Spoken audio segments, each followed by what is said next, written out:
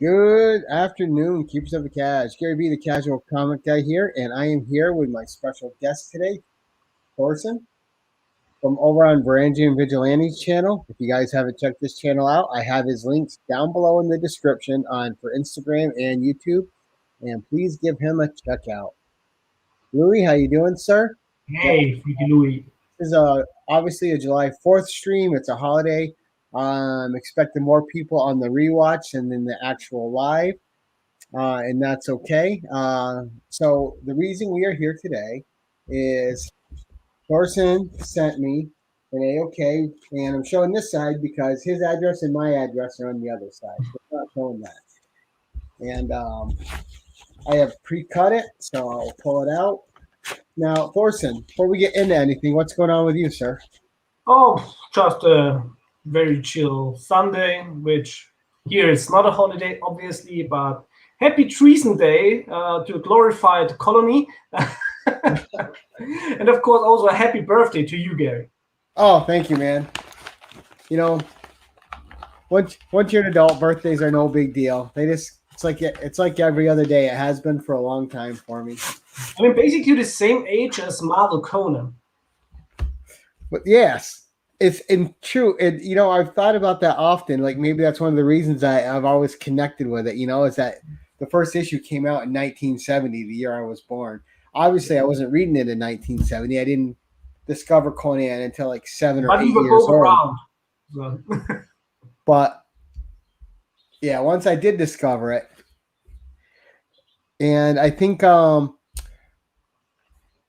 a lot of people back then that were kids, you didn't discover Robert E. Howard first. First, you discovered Conan through Marvel Comics. And then Marvel Comics, Conan was your gateway to Robert E. Howard's writings. And that was part of the genius back in the day of Glenn Lord, who had the insight to take the little bit of money that Marvel could offer and go, yeah, because it's going to lead to better things for these books, which Thongor the Barbarian could have benefited from that and never did because they were greedy and just wanted all the money up front. Could have been a different landscape we're looking at today if other people had the insight that Glenn Lord did. Because the worst thing a franchise can witness is like that it's been forgotten. So It's always better to have something around than nothing. Yeah, and back then, I think Roy Thomas was only able to offer $150 copyright fee per issue, and the other people scoffed at it. But Glenn Lord's like, well, no, this will lead people here. And we might not still be reading Robert E. Howard Conan stories today if it wasn't for him and Roy having the presence of mind to make the deal they made. I mean, that was a true business decision. Yeah, everything's got to be for the biggest profit ever. Yeah, he erred on the side of creating longevity in the character and in the author's writings. Because since Marvel opened those gates for me when I was a kid and led me to Robert E. Howard, I've been reading Robert E. Howard yearly since then. It's not anyone I've ever stopped reading. And the great thing is, like, it also leads, when you start reading pulp, and it also leads to other fantastic authors, of course, like Clark Ashton Smith, also fantastic author of the pulp, and of course also H.P. Lovecraft, like the whole.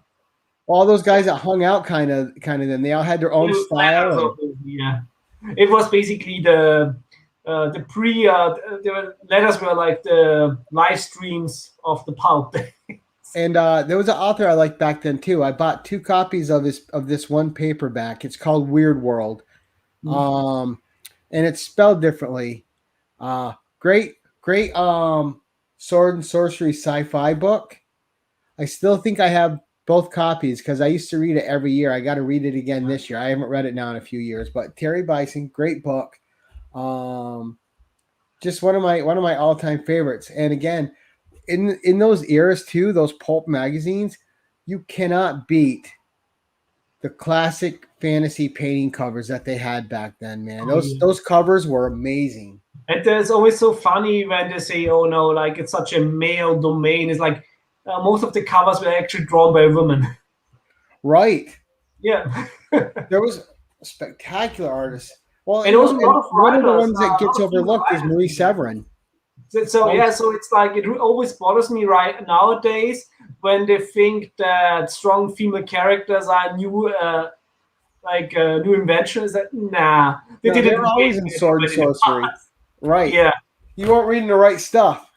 yeah. All right, so I'm going to crack this bad boy open. This is from Thorsten. This is an AOK, all the way from Austria. Thank you, Thorsten.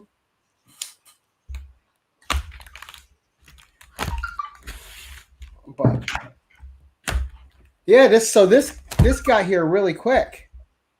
Yeah, it was really fast. It seems there's not a lot of traffic outside the European Union to US, but I think the other way around it was right now. It's like very, well used the service because I haven't gotten new comic books in 2 weeks. Like they still haven't arrived at my comic book store since there's so much air travel right now from the US to Europe, which I think is because of the new law in the European Union that since the 1st of July, there is no more, it's like you have to pay taxes for everything you buy in the US. There's like no more if you buy something under 20 euros, you don't have to pay taxes. Now you have to pay taxes on everything. So I think a lot of people ordered from the US in the last month. And so it's like the way to Europe is very overloaded while the other way around, it goes faster. Yeah, this got here quick, and as always, guys, Thorsten knows how to package books. This thing arrived without being beat up. It was nice. Yeah, this is like everything well calculated, so it's like under 3 centimeters, so it still goes with. So it still works as a letter, and yet it has the durability of a package. Is there a way that should I start from the bottom or the top? Is there a way that you designed it? The top of it. Yes. This one?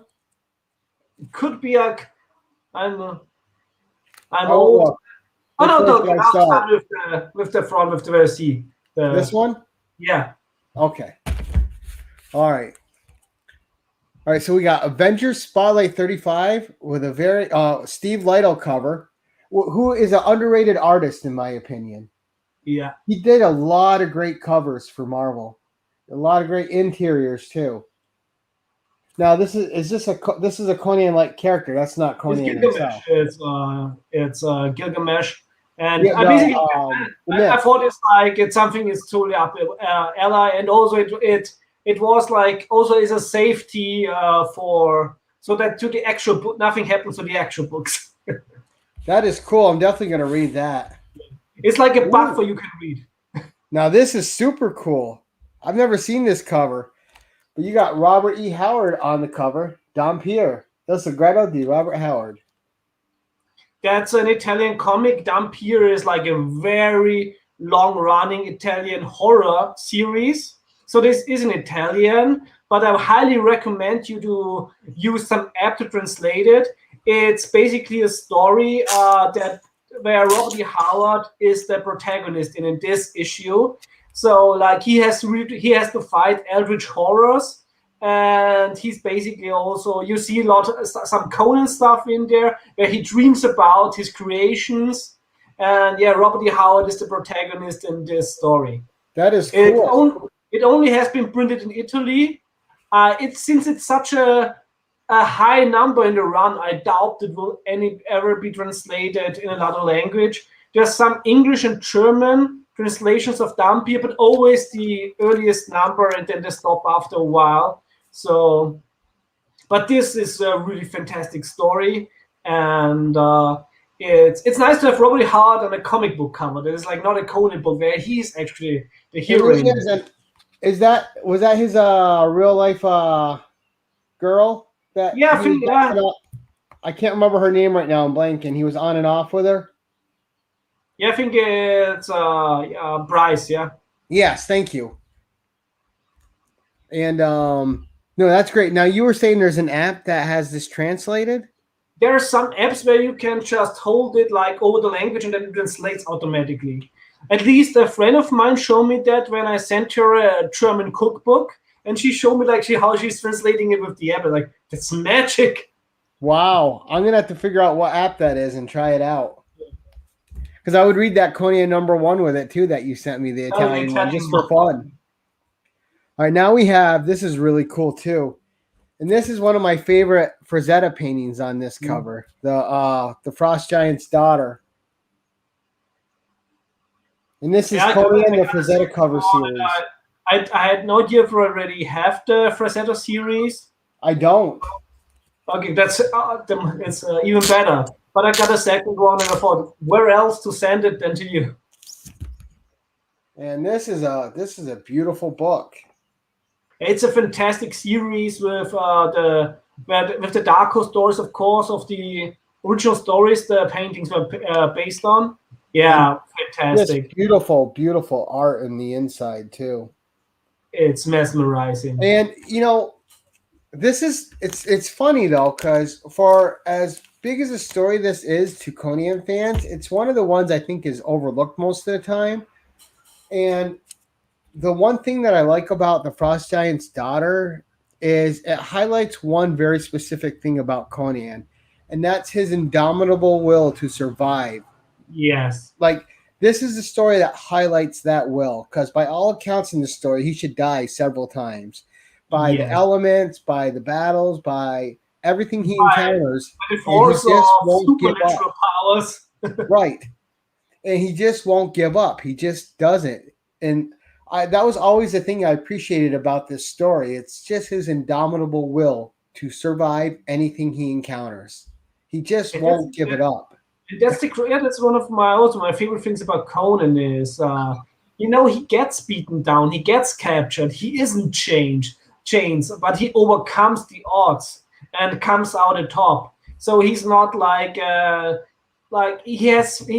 sometimes he gets caught because he's drugged somewhere, because he's just partying too hard.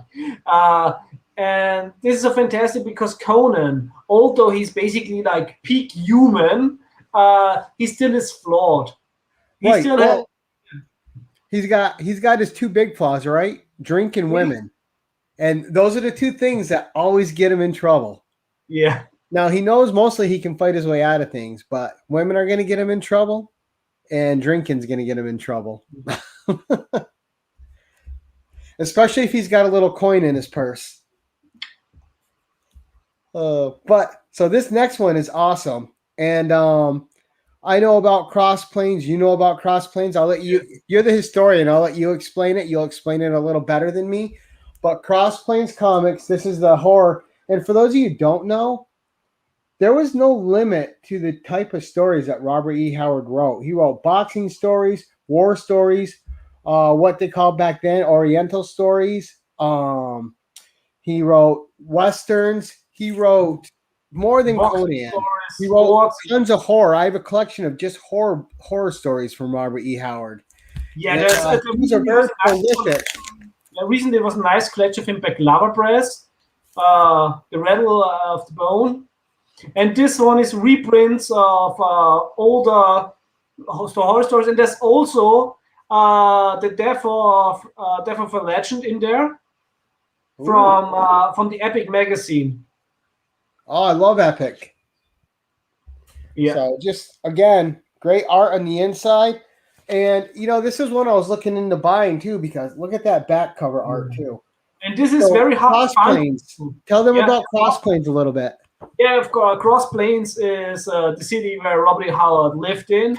And Cross Planes Publishing was a short-lived publisher that took over some of Robert E. Howard's IPs when Marvel let them go. Like Red Sonja was there before Dynamite got her.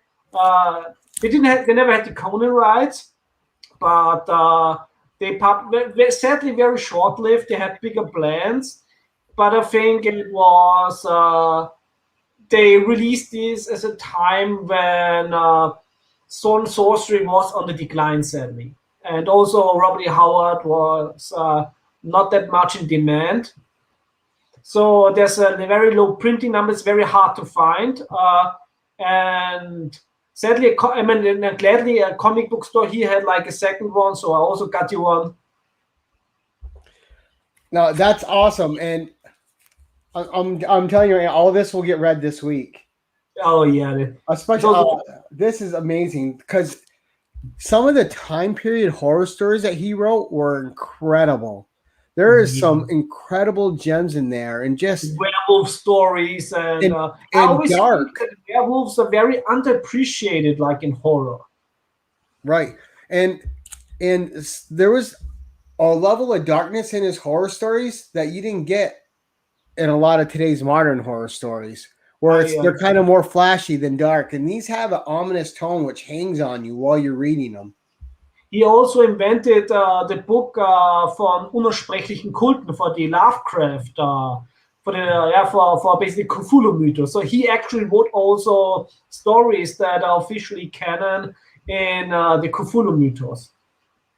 Now, we're to the last thing, and this is amazing. This is incredible. And this is Doucement Beau Seducteur. So I'm guessing French. It's French, yeah. So we have notes. Okay, we have notes on the back. French, go to the notes, Gary. French something of it's a montage page. But of course, Marvel feature number 5, Red Sonja.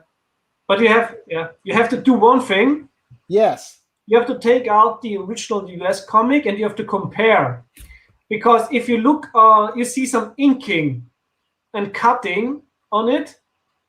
Since the French had a different format in comics, they basically cut out the American things they got, and then in order to fill the panel, they inked some stuff. So every stuff you see inked is like cut off in the from the Frank Fons art. So basically, they took Frank Fons art and also inked, like finished some of the stuff that was not in the panels in order to fit the page.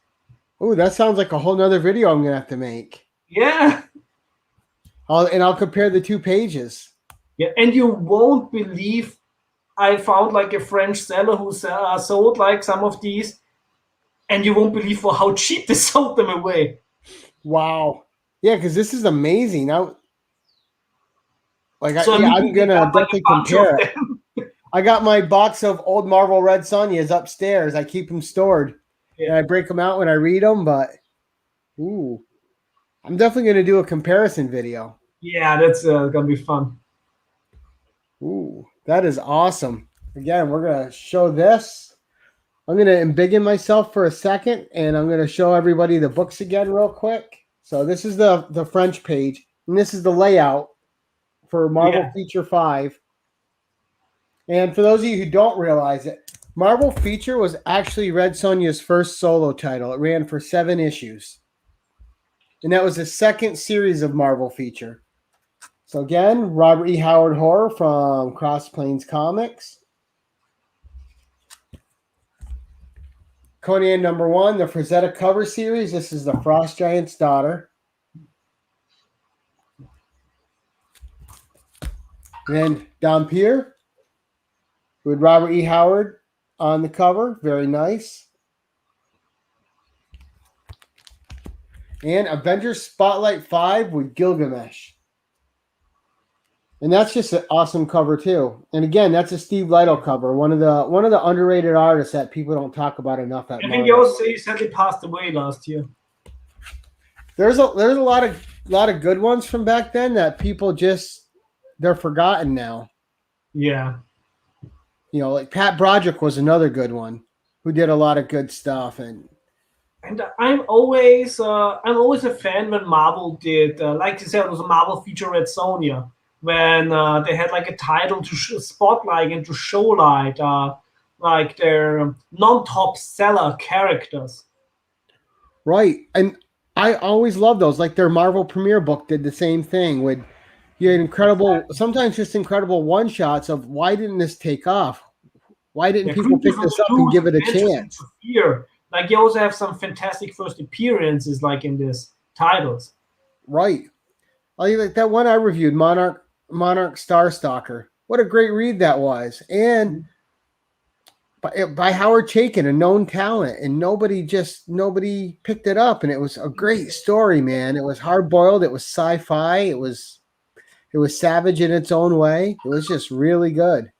It is so much fun, like when you are hunting down like Carl books. Like he also has a fantastic Creatures on the Loose, and the Creatures on the Loose book is actually the first appearance in comics of Tools of Doom. Oh, that Creatures on the Loose 10? Yeah. Yeah, that's What was that? Tools of Doom? Yeah, was with the white cover when he's I have to look, but my Carl books are in a short box with lots of comics on top. I know. When you said the Red Sonja, I was going to go over here and get it. I'm like, oh no, I just moved that upstairs last week. I'm like, darn it. But yeah, it's so much fun to hunt down. Like also just last week, I finally received the Bizarre Adventures with Carl. Ooh.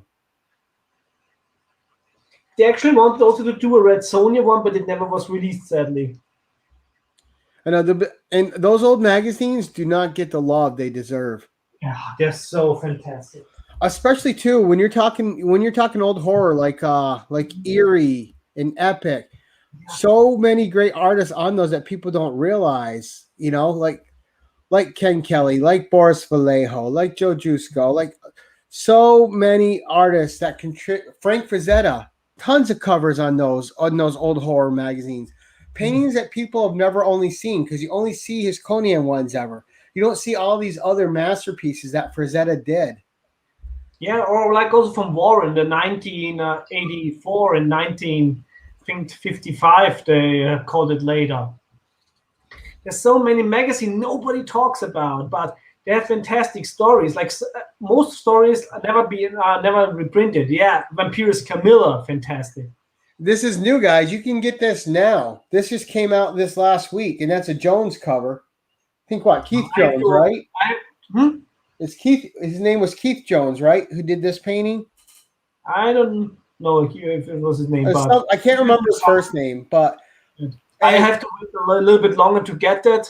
When finally Lufthansa is figuring out how to ship things back to Europe. Right.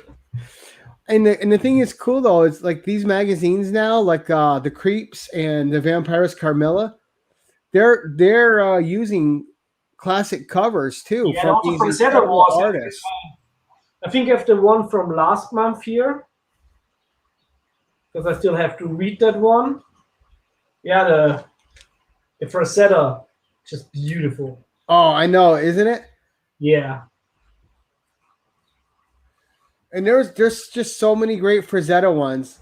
And there's a lot of subtlety in some of his art. Like there's this one sci-fi landscapey one where there's like these 8 beasts stuck in through this valley, but it's through this like ravine. There's like cliffs up here, cliffs on the other side.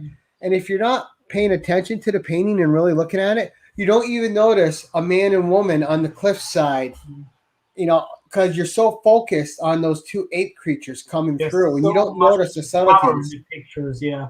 And the flow is so amazing. I remember when I was younger, before I had an idea that he was that this was a Frank Frazetta piece. I had a save screen from a computer back in the days when I still used save screen, the Battlestar Galactica painting here, because it was so beautiful. And that's another thing. He did some incredible sci-fi. Like he couldn't just paint the barbaric. He could paint spaceships and sci-fi atmospheres incredibly well. And also, like, a lot of the stuff has been plagiated. And I remember like some Italian movies. One of my favorite sexploitation space operas from Italy is The Beast in Space. And they they ripped his the Moon Princess cover. Oh, okay. The Moon Maiden. The Moon Maiden, yeah, it's La Bestia. And that's a beautiful cover too. Yeah. But no, that was Thorsten. This is fantastic. Thank you so much. Like it. Hey, what's up, Puff? Hey. But no, I can't thank you enough for these incredible books, dude. You know this is going nowhere but here, staying with me. And I'm gonna start hunting down that app too, because if I can find that app, I'm gonna be reading this. And I really should get something soon for the next AOK. Right. Since I did the order in Italy last week. That's nice. See, that's a little easier for you guys over there to order from all these different places than us, where it costs us a fortune if we want to try to do it or even find it. That's the good thing about the European Union. So I'm having my monster. Show them your bottle of your Dracula drink, your cola, Dracola. Dracula. That's from a local brewery here, and absolutely love it because, of course, it's inspired by Bela Lugosi.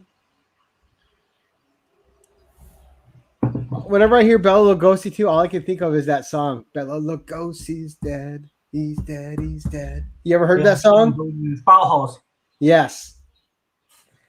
Super catchy. Once you hear it, it'll play through your head forever. Oh yeah, Sean's Puff Comics 83 changed his name. Okay, I was wondering if that was him. I don't know, because it was like, I was like, so it's like, is he ripping off Sean? But it is right. Sean. It's Sean ripping off Sean. Yeah, hopefully I got it next week. I also have AOK incoming from Magic Lasso. But I think both lie now at customs, and we'll see when customs are going to release them to me. That's the thing always, like, your AK will arrive very fast. It always depends who works at the day in customs. If they just let it through, or like, I'm going to sit on that. Yeah, hopefully they had a good night with their lady the night before and they're in a great mood. The last thing you want, it's good. I always say there will be like most problems in this world spawn from being unfucked. Yes, you always want the guy handling your stuff that just got laid the night before. Yes. He's gonna send all that through without a worry. Yeah. Oh goodness, but no, I guess you want to tell us what you have coming up on your channel before we sign off? Ooh. Actually, I have so many. I have like a stack of Red Sonja books where I still need to make a haul. Then I have now basically the whole King Conan run I got except for one issue.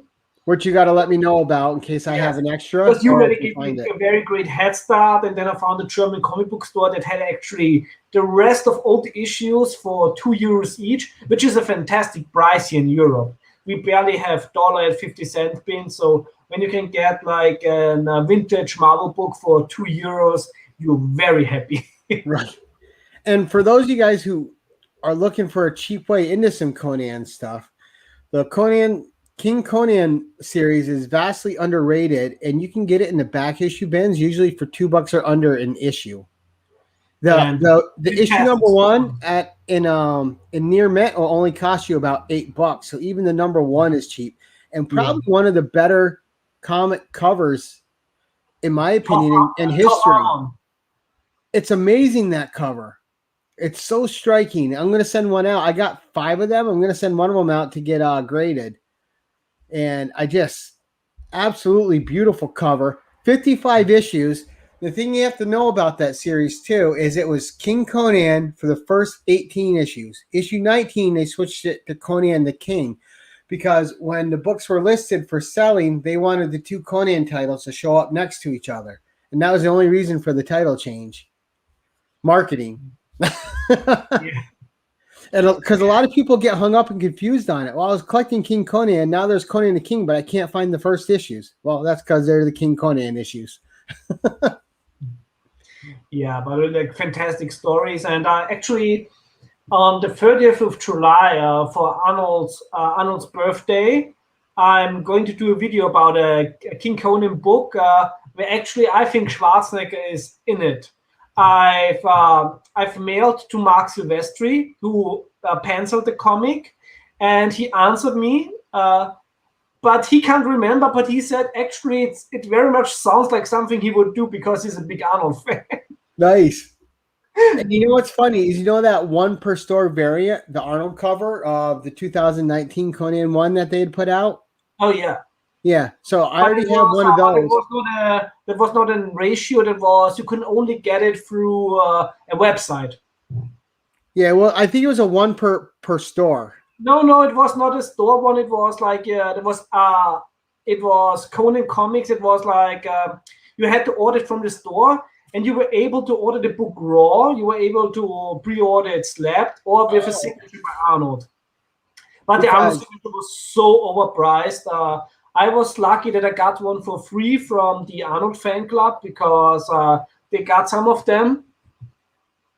Well, I just sent out my second one. I have one CGC in a 9.6. And for the life of me, I can't find the flaw on it, but it's a 9.6 for CGC. And I just sent one. I just bought another one. 1 year later. Right? But I was able to get a second one for $10. And when those first came out, they were charging like 50, 60 for them. Here in the US they were. When you ordered them officially on the website, I think it was $20 to $30. Yeah, once they hit your comic shops, they're charging them. Yeah, I ordered the T-shirt there. Because the first one I got, I paid 60 for. You should have. I think the homepage is still online. I don't know if you can still order it regularly over there. Well, I bought it slabbed. That's why it was 60. Oh, it's slabbed. Okay. Yeah. So I got a good deal on it because it was higher than that, but my LCS guy is good to me, and he took a bunch of money off it so I could have it. But I just sent a second one to CBCS, and I can't wait to get that back. I'm hoping for a 9.8 on this one. And this one, I ordered off that Spider-Man booth. They had it on sale for $10. I was like, ching. That's also a book. If I would see it again in the wild, totally get it. Since I think mine is a little bit on the middle grade side, but I don't really mind about grades so much. So I don't, especially if it's for the PC. I just want it to look nice. Yeah, I've been fortunate because I got that Zaffino cover, the 1 in 1,000. Yeah, I'm not a fan of that cover. They made in Europe a statue of this cover, and I didn't get it because I don't like the cover. Really, I thought it was a great Frazetta homage cover. There was something that I don't know if it was Conan face or something, but there was something that. Let me see. I don't like the way Zaffino paints humans. He's very good at painting monsters, but humans not so much. Well, let's see. Oh gosh, now I'm curious. All right, so let me see. I think because this reminded me more of like a King Conan days because it looked like he had a beard on the cover in the shadows. Yes. And let me embiggen myself a second. So, and this is the CGC in 9.8. Yeah, they made like a tribute to that Panini. Like this one was released in Europe.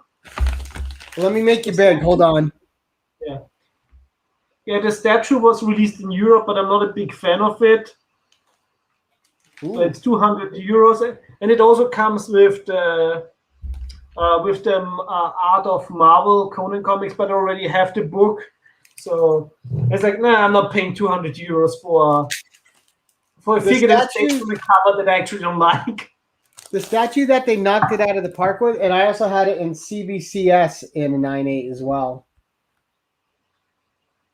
So that was a 1 in 1,000 cover. I think you had this statue too, Thorsten. The one that they knocked out of the park was the Frank Thorne Red Sonja one. Yeah, that statue's amazing. I have the baby standing there. I still need to find a proper place for her, but it's so beautiful. Wait, I can just to be careful. Yeah, show it if you can. That thing is beautiful.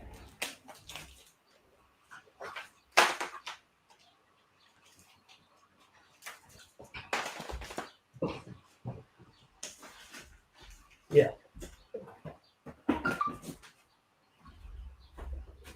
Yeah, one of my favorite covers, and Let me make you big. yeah. And that's one of the best statues I've ever seen, in my opinion. Yes. I waited almost 2 years for this. Wow. I pre-ordered it 2 years ago, and Don't drop it. yeah, I won't.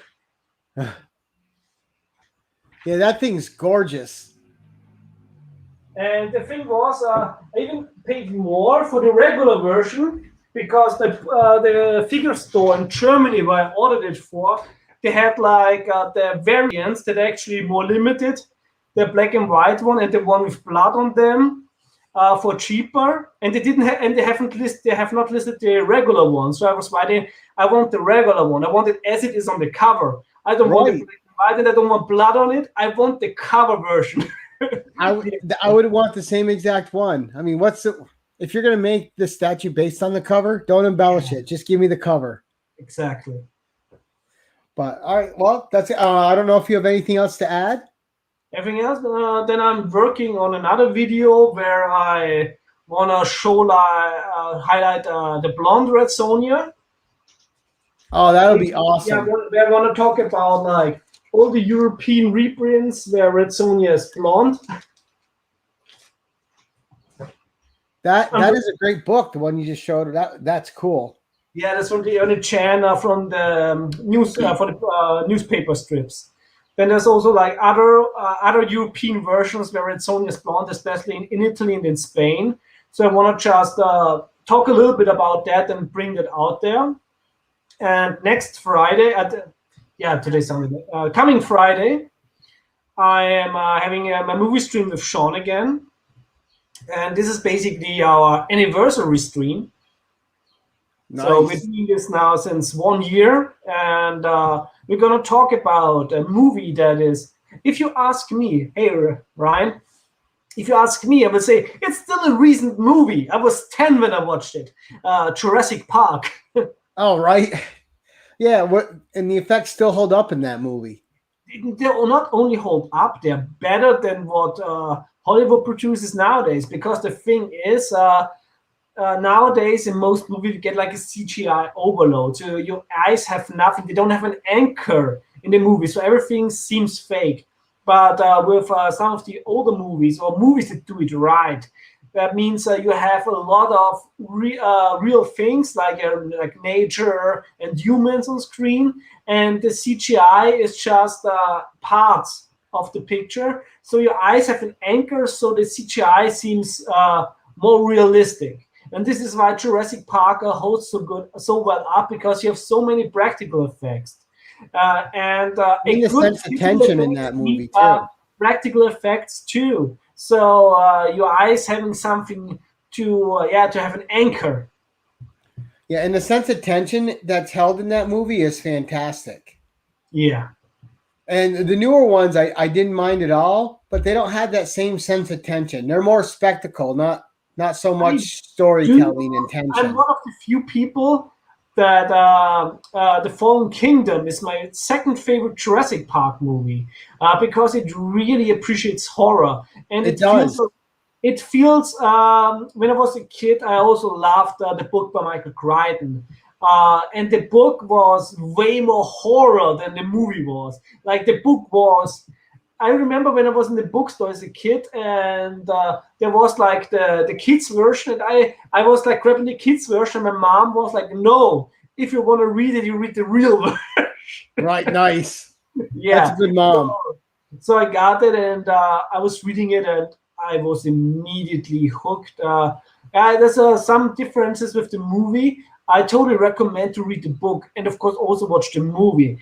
But when I watched Fallen Kingdom, it really felt like it appreciated the horror of the original novel. And, to me, those should have the horror elements to them. You're dealing Yeah. with giant creatures that will eat your It's ass. bloody dinosaurs, like flesh-eating dinosaurs. It's like, it's of course it comes with horror. Right. And I think that's part of the reason the first one did so well too, is it didn't shy away from the horror elements. Yeah. You know, it had a balance that you don't get in movies. So It's a Spielberg balance because you had the money humor from everybody. Yeah. You had the humor parts, the humor relief. You had the smarmy Jeff Goldblum, who was awesome. You had, you know, the nerdy techs in there doing their thing. And then you had this omnipotent presence of these giant, larger than life creatures that even accidentally could just step on you and wipe you out.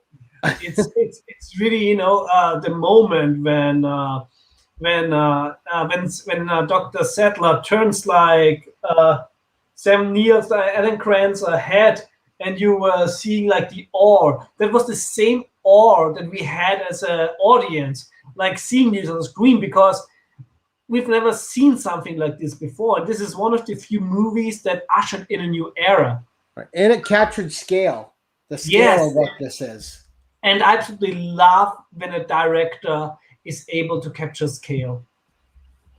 Scale matters when you're trying to depict something, especially in monster movies or in horror or even in the fantastical like Jurassic Park. Scale matters. Also in science fiction, it's Rogue One is my favorite Star Wars movie. Rogue One's great. Back when I still gave a shit about Star Wars, but the great thing about the movie, really, the scaling was fantastic. Which is, of course, a big mark of the director, because he did the same, of course, with Godzilla and also with his movie Monsters, which I highly recommend. Is a really good science fiction movie. Yeah, I have it here on Blu-ray.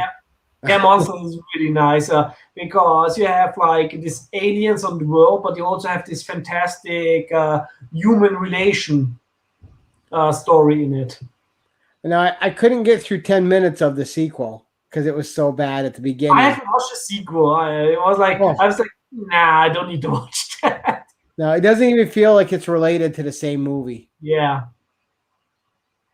Happens sometimes. And I couldn't get through it for free, so. Yeah. It was on Netflix. What's up on your channel this week?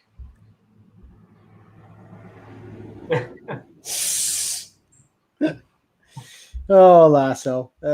He's always got the good jokes. Oh, but so that's it. So upcoming. Oh, and Thorsten, I hope you are able to get it. Barbaric #1 was amazing. What a savage, fantastic read. I pre-ordered the regular cover, and of course I pre-ordered also cover C, the Conan homage. We will see. I really hope that the new comic books will arrive in the next 2 weeks here. It's sometimes, you know, the orders are on their way, but... And I always get nervous when they say something's, you know, a defining book of this type of genre. I'm like, no, don't hype, because then when you hype it and you get it, you're disappointed. And usually defining... Barbaric held up, where a lot of ones don't. It's good, because usually when they say it's like a defining book, it means it's defiling the original. And the art inside is incredible. It felt from that period. It felt reading through it. It felt like the art felt like a mix of me from Isad Ribic and I'm gonna blank on his name now. Kerry Nord. It felt like a mix of those two. That sounds very intriguing, since I really like Kerry Nord's art, the Dark Horse, and of course Esad Ribic, fantastic artist. So is it Ribic? That's how you pronounce? Did I pronounce it wrong? Good. Let me know, because I hate mispronouncing. In Slavic, Ribic. Ribic? Okay. Ribic. I think that's how we would pronounce it. I guess Germans, Ribic. Yeah. Like I'm having a Teutonic, not a Slavic tongue. Right. But since I'd rather know than not know. You know. A lot of the names. I hate mispronouncing people's names. Like, hopefully I've been pronouncing Mahmoud Asrar's name right. Yeah, I think it's Mahmoud. Mahmoud? Okay. Mahmoud. Because well, you already know what I think of him. He's fantastic. He's fantastic. I still really hope we see his King Conan. Yeah, I really hope that I can go to Vienna soon and meet him again, so I can also give you a signed book by him. Oh, you'll see me fangirl out if I get one of those. I'll go full Jonah Hill, like,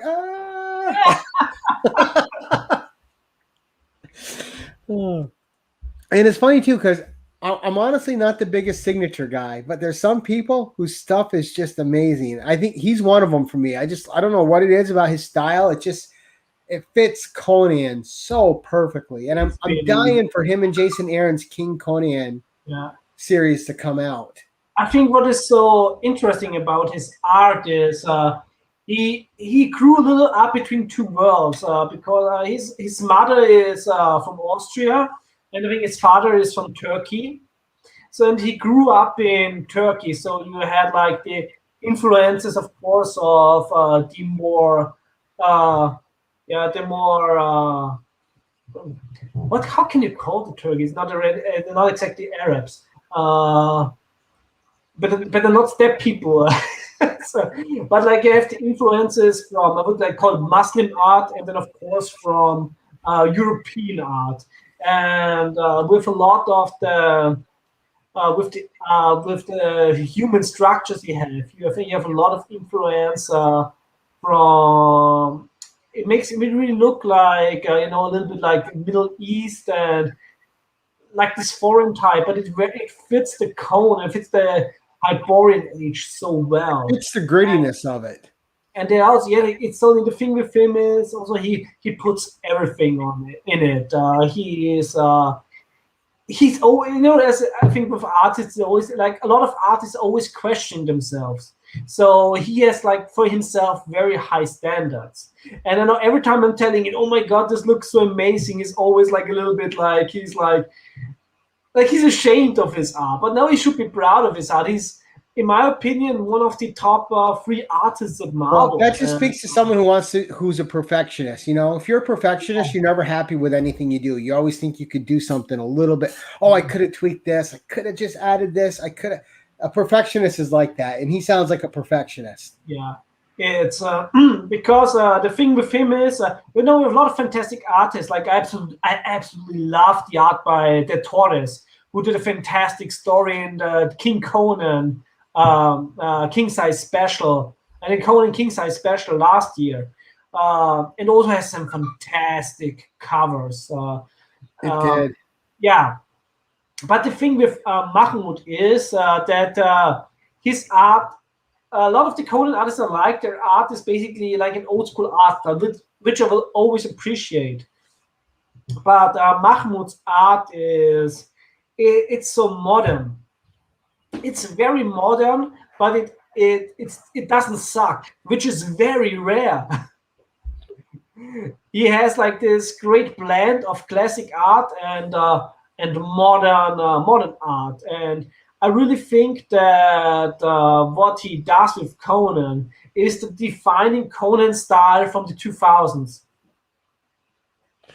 Yeah, he is, and that first run was amazing. I thought it was really strong. I think this new Jim Zub run is amazing too. Mm-hmm. And man, Jim, I know we're speaking about Mahmoud, but so good. And we're getting into the writing too. Is the Jim Zub writing? He's really captured every element of Conan, from his wit, everything, his savagery, that one comic where he killed that man, that beast through the cage was amazing. Yeah, that was just so Conan, saving the girl. I'm a big fan of Jim Zub. The thing with him is he's a huge fantasy nerd. And what I always will appreciate is his writing style, because it's very Bronze Age. You read a Conan issue by him and you're getting your money's worth in terms of reading. It's not something you have like read in 5 minutes and you can throw away. It's really a story that at least gives you like a 20 minutes reading time. It was also with and this Eastern storyline has been fantastic. And the other thing is, he writes Dungeons and Dragons, he writes Conan, and he can differentiate between the two styles of fantasy. And this is very rare because we've seen this sadly with a lot of the Age of Conan books where they took writers like Tini Howard who couldn't craft a compelling story to save her life. And then you see like they think, oh, it's fantasy. So no, low fantasy and high fantasy are totally two different concepts. When you write a fantasy story, you can't just write a fantasy story. You have to write a story that fits the world it takes place in. Right. And a lot of them writers of Marvel that did the Age of Conan titles had no idea what the Hyborian Age was all about. I mean, I loved the Lord of the Rings, but I don't want the Lord of the Rings high fantasy story in my Hyborian Age. No, because those are about the singular journey of the heroes. Yeah. Yeah. I just want to give a quick shout out to Chip Getler too. He's my birthday brother. Him and I are sharing a birthday today, so I couldn't share a birthday with a better dude. I'm of course his younger, more handsome counterpart, and he's the old fogey. So just picking on Chip. See, I always say it. The best thing about being on a stream with me is whoever's streaming with me is automatically the better looking person because I just bring the ugly in. So it's always an upsell to the other person when they're on with me. Gary. You also need some self-esteem. I don't have any problems with self-esteem, but I'm also a realist. You get your self-esteem when you go in and out in the bed and look at the other side, eh? Right. Oh goodness. But no, I don't have any more to add. I'm gonna we had a couple new people show up, so I'm just gonna show the books you sent me one more time. Then I think we're almost to the hour mark. We'll end it and go about our fourth. And I gotta because once you reach the hour mark, you're opening a door into oblivion. So real quick again, guys, this is a recap of an AOK from Varangian Vigilante, Thorsten over here himself. There we go. Whatever. I'm going to keep getting it wrong. So this was Avengers Spotlight 35 with Gilgamesh on the cover. All right. And then the Italian Dampier magazine with Robert E. Howard on the cover. And that is just a beautiful cover. Then Conan #1, the Rosetta cover series with the Frost Giant's daughter. One of just a beautiful painting. Yeah, I'm still missing 2 out of the series, and then I have all of them.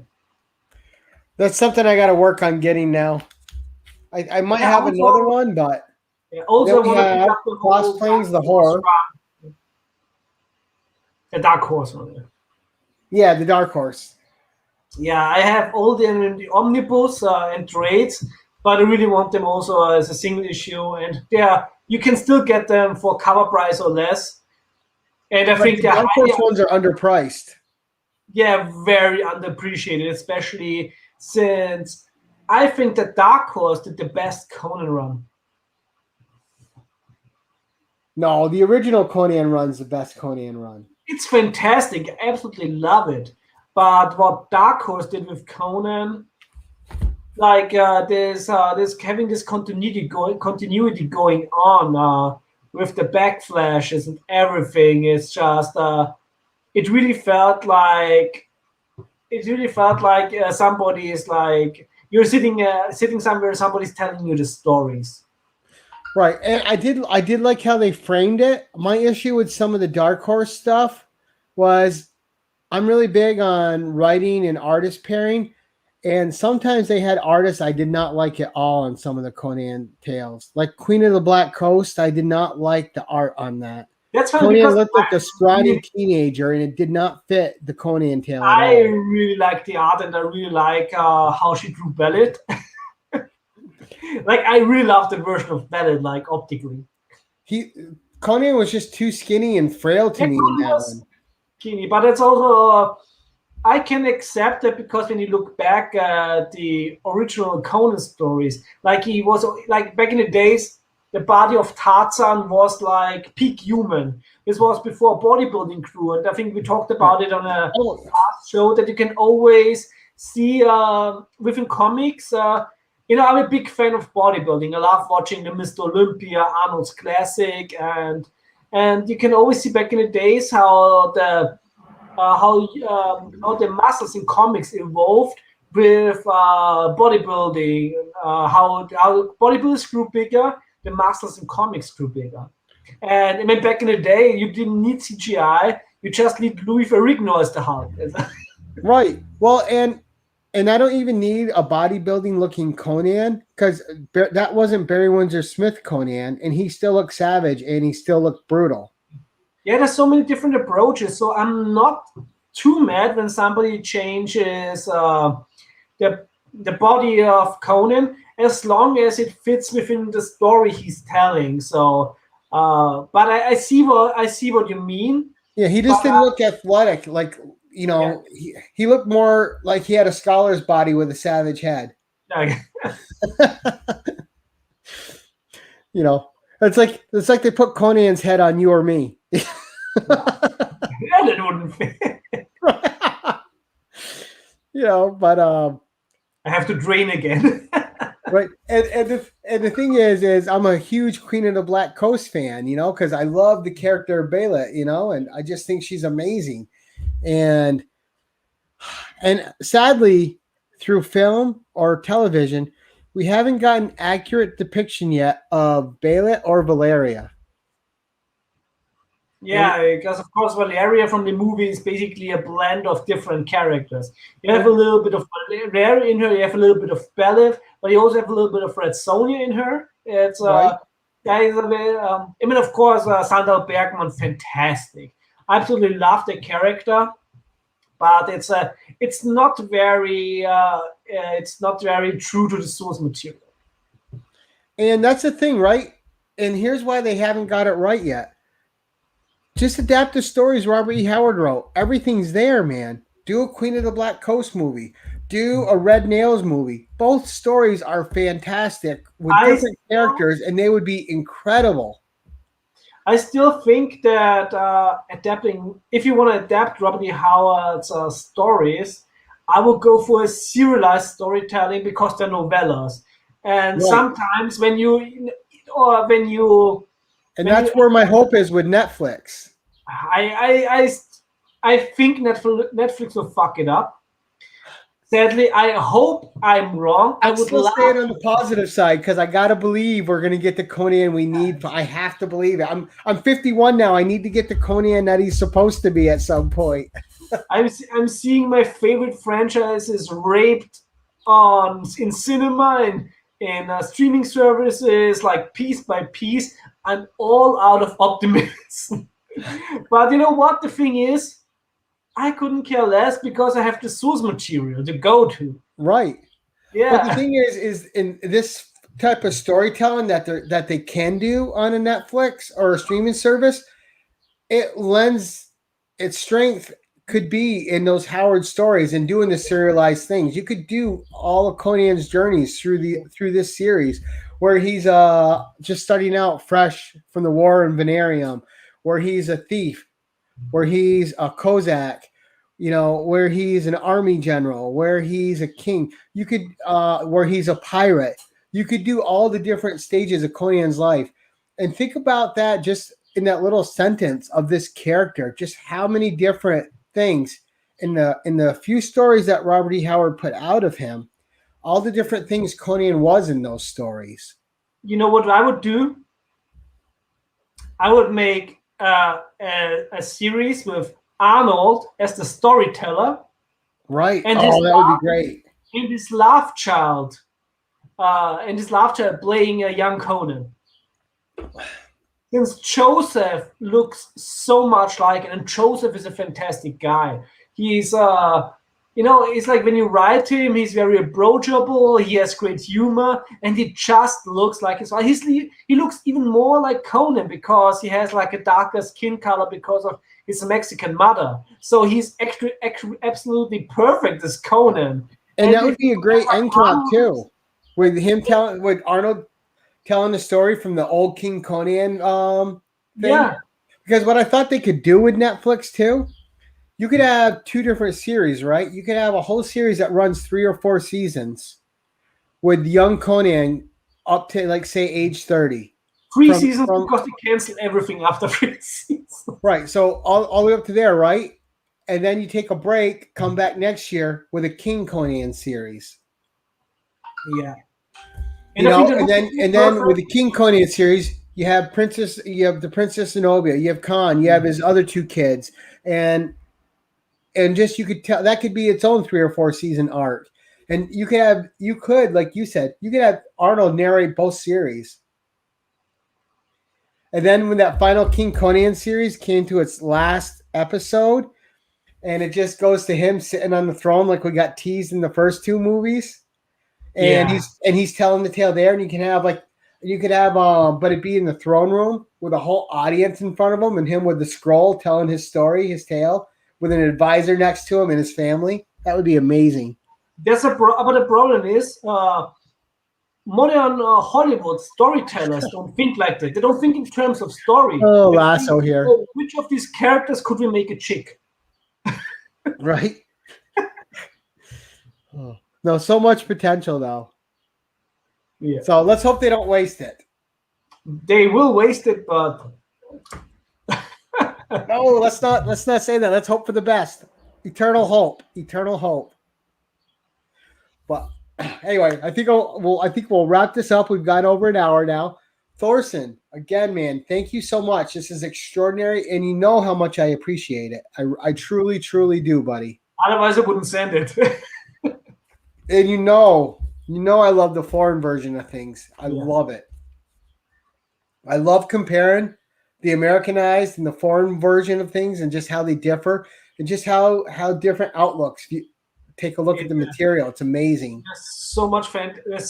Like you have always little differences, and absolutely love it. Even with black and white, the British version of the Savage AOK Conan stories, they have like in cheaper ink, and the whole thing looks different. And it's amazing what a difference inking can make. Inking can make something look incredible, or can make it look like it's somebody's first start on a book. And this is why also Mahmoud Ali is so good, because he inks himself, and he's a great inker too. Agreed. I have no qualms with him on anything, as you know. Love him. So up on my channel, we got the artist Kevin Bixby on In the Hot Seat with the Usual Suspects coming up this Thursday. And I'm going to have some more Savage reviews coming. But otherwise, I do have a series of shorts out, guys. If you want to check that out, it's under a minute of video, and it's a Conan cover a day. I started with Conan #1. And we're going to I'm going through the whole Marvel series by day. So I took a 5-day break. I was out of town for a family emergency, but that series is back on track.